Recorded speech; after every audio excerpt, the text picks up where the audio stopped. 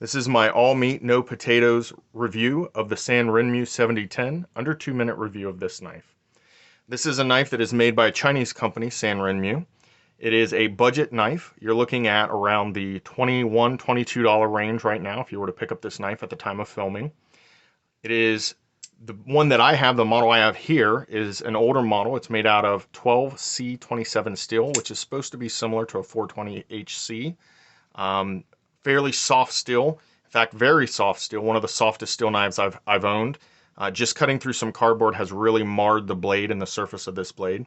This is a Chris Reeve Sebenza clone. It is a liner lock. As far as build quality on the handle itself and the blade, the pivot, the action on the knife is all fairly well. This is not a well-centered blade. You can see that it is very off-center right here if you look at that based on the tip of the knife and how it's almost rubbing on this side and a lot of gap on the other side. So that is one sign of kind of poor craftsmanship. Other than that, it feels pretty good, pretty solid in the hand, no loose parts, pretty decent action there opening this up, but know that you are getting a very soft steel on this knife. It's got a 2.75-inch blade, 6.5 inches overall. Again, it is a frame lock.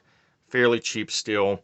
As far as value for your money, bang for your buck on this knife, would I recommend it? What kind of rating would I give it out of a 10 blade review? This would probably only get a 4, and that's being generous. Maybe more like a 3 out of 10 blade review.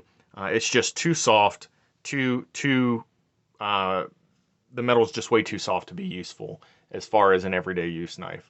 So based on that, would I recommend? This one would get a no or a thumbs down on the recommendation as far as whether or not you should buy this knife.